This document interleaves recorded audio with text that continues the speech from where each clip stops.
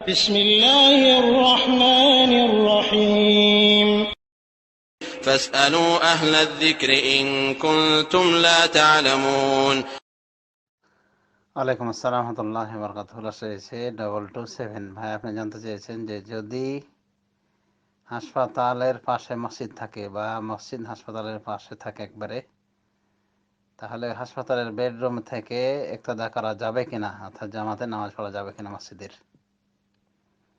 অনুভাবে পাশে যদি বাসা থাকে মসজিদের, তাহলে ইক্তেদা করা যাবে কিনা জামাতের সাথে, মসজিদের জামাতের সাথে নামাজ আদায় করা যাবে কিনা, বিশেষ করে ওই অসুস্থতার কারণ, রোগী হওয়ার কারণে ওখান থেকে জামাত আদায় করা যাবে কিনা। দেখেন, বিষয়টি বিতর্কিত।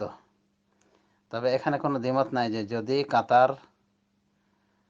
কাতার পুরা হয়ে বাহির দিকে চলে আসে, তার বাড়ির বরাবর চলে আসে, এভাবে কাতার যদি বের হয়ে যায় মসজিদ থেকে, মানে জনগণের এত ভিড় হয়েছে, জামাত এত বড় হয়েছে যে পিছন দিকে কাতার চলে এসেছে একবারে বাড়ির সংলগ্ন বা হাসপাতালের ওই বেডরুম সংলগ্ন, তাহলে ইক্তেদা করা যাবে, তাহলে ইক্তেদা করা যেতে পারে,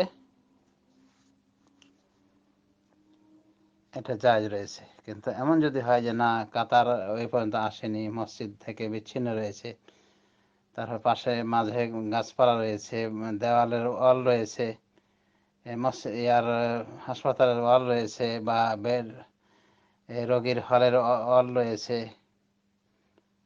ইত্যাদি, তাহলে এইভাবে নামাজ পড়া বিতর্কিত। সুতরাং এভাবে কষ্ট করে না করে, বিতর্কিত পথে না হেঁটে আলাদা নামাজ পড়া উচিত। যেহেতু সে রোগীর জন্য তো জামাতে নামাজ পড়া মাফ। সুতরাং এত চেষ্টা করে বিতর্কিত পথে না হাঁটাই উচিত। তবে বিষয়টি বিতর্কিত। কিছু ওলামাদের মনে করেন যে অসুবিধা নাই, যদিও মসজিদের মধ্যে এবং কাতার মসল্লির ভিতরে রাস্তাঘাটের ব্যবধান থাকে, রোড থাকে, গাছপালা থাকে, তো জায়েজ আছে। কিন্তু শেখ হোসেন তাই বলছেন না, জায়েজ না। যদি এরকম রোড, গাছপালা, বড় ধরনের ব্যবধান হয়, বাগান টাগান ইত্যাদি, তাহলে চলবে না। তো বিতর্কিত পথে না হাঁটাই উচিত। আর বিশেষ করে যেহেতু সে রোগী, বলা হয় যে রোগী ব্যক্তি হাসপাতালের বেডরুমে শুয়ে রয়েছে, তো সে একটু দেখে, তার করার কোনো প্রয়োজন নেই যতই মসজিদ সংলগ্ন হয়ে থাক। কারণ এখানে দেখা যাচ্ছে যে পাঁচিলের ব্যবধান রয়েছে, তারপর কাতার এ পর্যন্ত আসেনি বা আসে না, তাহলে এইভাবে নামাজ পড়া উচিত নয়।